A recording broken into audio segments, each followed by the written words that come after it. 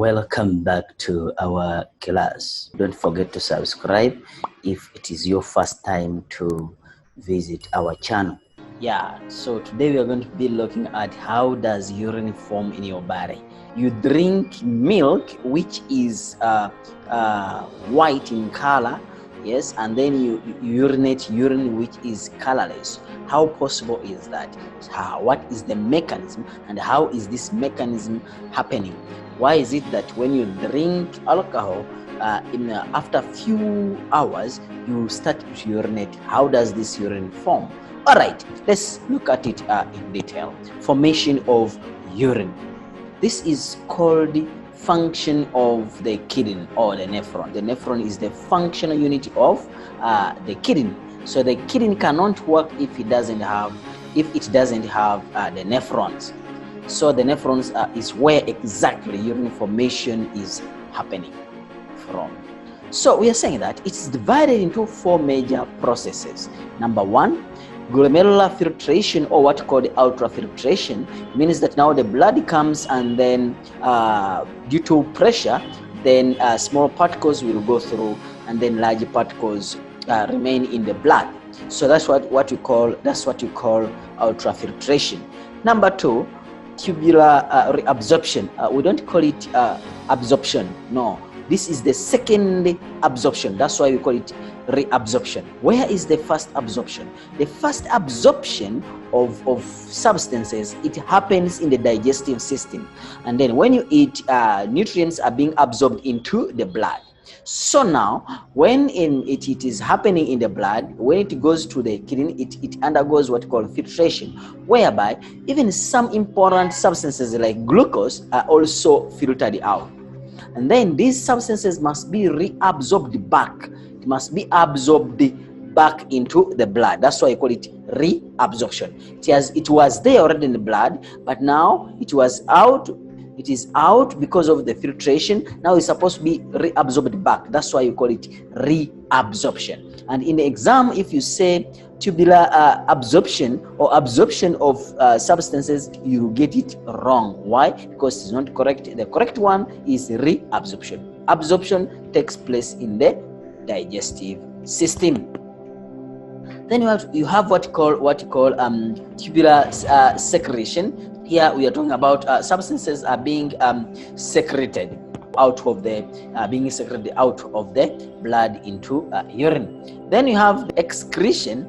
Now here you are removing them. You are removing those wastes you have formed. You are removing them out of the body. It means that this is the last stage of urine formation. In this case, now you have the urine has been formed, and those substances are being removed from the body. So we're going to look at these stages or processes in detail. Let's look at glomerular filtration, or what you call ultrafiltration. So we are saying that it takes place in the Malpighian body. Remember that Malpighian body is the upper part of the nephron, where the blood vessels come, where afferent vessel comes in, brings blood so that filtration can take place. So we are saying that blood enters the glomerulus from the renal artery and then into afferent arterioles with a high pressure. Sometimes we call them afferent vessel. Yes, so please don't be confused with that. Afferent arterioles, and leaves the glomerulus in the efferent arterioles with a low pressure. So because of the high pressure, it means that this pressure causes filtration to take place. Remember, if you're using a sieve, for example, and then you put substances you pour substances you want to sieve on the top of the sieve. Sometimes even you squeeze it so that the small particles can go through the sieve. So that's what is happening. The high pressure helps in squeezing these small particles to go through, or small molecules to go through. And the big molecules, because they're big, they can't go through those small pores of the glomerulus. Then they continue with what? With blood, like red blood cells. Yes, those ones, they are not filtered out.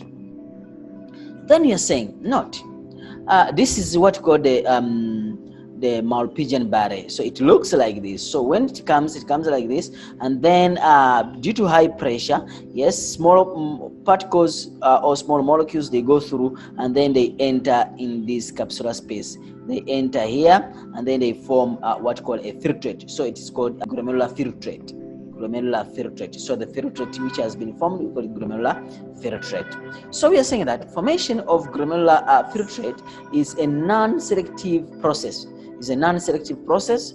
Why? Because each and every what is important and what is not important are being filtered, so they go into this space. So now we are saying that useful and, for example, glucose, amino acids, vitamins being pushed out of the blood vessel. You understand? So that now you have this filtrate with all these substances. Remember, these substances are needed in the body, so they are supposed to be reabsorbed back. That's why we say reabsorb. Yes. Then number two, we talked about that proteins are not being they don't go through, but we are seeing here amino acids. Yes, amino acids are smaller than proteins, although amino acids are building blocks of proteins. So it means that the big proteins like blood cells, yes, for them they don't go through that. Waste substances, for example, urea, uric acid, are filtered through into the capsule. So it means that also these ones are also filtered into this. What are some of the adaptations of this Malpighian body? Number one, we are saying that a afferent vessel is wider than, we're going to ask you this question, the adaptations of a Malpighian body or a nephron to carry out ultrafiltration. We will ask you this question because we like to ask such questions. So we are saying that afferent arterioles is wider than the efferent arterioles. Yeah. Because of this one is wider than this, then this one creates a high pressure and it forces the plasma with the dissolved substances into the capsular space of Bowman's capsule, so filtration can take place. Point here is efferent. Afferent is wider than efferent. This creates a high pressure for ultrafiltration. Simple. You don't need to add too many words. So the walls of the glomerulus capillaries are thin. If they are thin, then it means that the distance by which these molecules are moving or crossing is very small. So it's very easy for them to cross and then they form the filtrate very fast. Consists of single layer of cells for faster filtration. So it means that filtration occurs at a very fast rate. Then we are saying that it has what called the podocytes. Podocytes are cells which are lining the Bowman's capsule. Found in the inner walls of the Bowman's capsule, make ultrafiltration possible. It means that they have some small spaces which allow some small substances to go through. Then lastly, but not the least, glomerula is coiled. To increase, if it is coiled, it means that these substances, they are going to move a long distance. So during this process of moving a long distance, small particles, they are forced out of the what?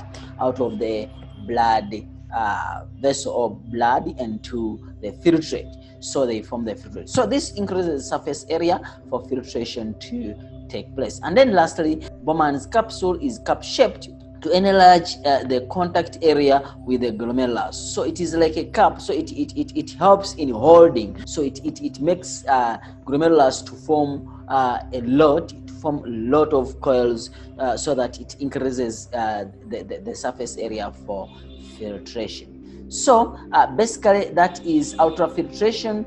Then let's look at number two, what called a tubular reabsorption. So in tubular reabsorption, what happens? It means that now the useful substances are supposed to be reabsorbed back into the blood. So we are saying that it occurs in the proximal convoluted tubule and involves active reabsorption of glucose and amino acids, vitamins, and other important substances that end up in glomerular filtrate. Basically, when you look at this, you are seeing that this is an active process. Then it means that it requires energy to happen.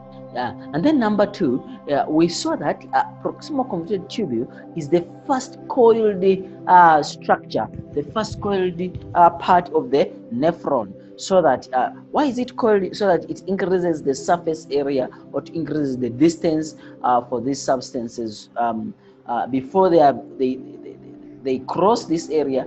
A lot of substances will be reabsorbed back. So basically, to increase the surface area for reabsorption. Most water also move back into the blood by osmosis. So you find out that also water molecules, around 65% of water molecules are also reabsorbed back from this area.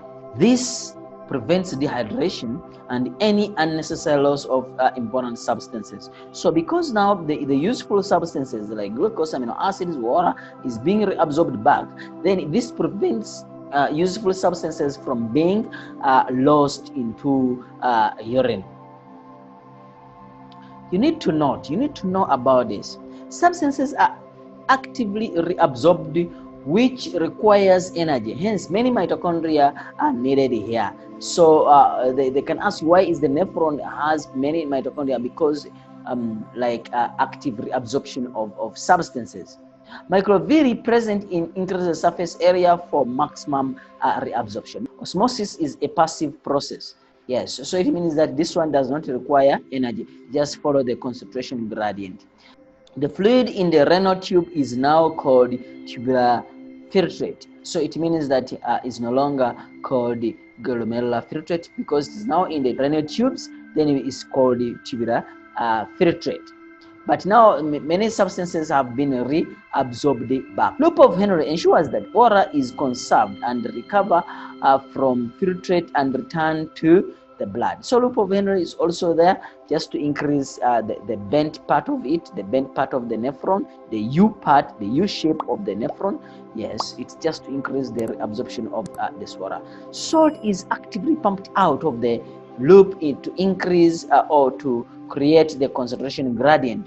So if the salts are being pumped out of the loop of Henry, it means that it's going to create a concentration gradient, and then water is going to be reabsorbed back by a process of osmosis. Distal convoluted tubule and the collecting duct are permeable, very permeable to water. So it means that if water is still there in the urine and the blood or the body still needs the water, then it means that this water must be reabsorbed back even in the collecting duct before it joins before it joins the pelvis. So we are saying that amount of water is now controlled by ADH. ADH is the hormone which is antidiuretic hormone. So it's being produced from the brain, antidiuretic hormone. We will see that one later. So let's look at tubular secretion. So in this case, if you are secreting, it means that you have cells which can secrete substances. Okay, tubular secretion, it involves the active removal of unnecessary substances from the blood into peritubular capillaries to tubular filtrate in the distal convoluted tubule. So it means that blood still has some unuseful substances. So these unuseful substances are being removed actively by force. They are being removed actively from the blood into this tubular filtrate, so that it joins the the urine. Substances which are removed include number one, hydrogen ions. If the pH is too low, it means that too many hydrogen ions in the blood, and then the blood needs to increase the pH. Then it means that the hydrogen ions must be removed. Sodium ions, if the blood is too concentrated, so it means that it has too much salt, so it must be pumped out of the blood into. Then the bicarbonate. This one, bicarbonate, as a result of carbon dioxide being produced. And then drugs, penicillin, for example, penicillin. So all the drugs you take, some drugs they end up you end up urinating them in the urine. That's why sometimes you can even urinate this urine and it's smelling the drugs you took. Look at alcohol. When you drink it, you go urinate and you smell alcohol there. The urine is smelling alcohol as if you have poured alcohol in the urine. It's because of this. So people who are drink alcohol, watch out.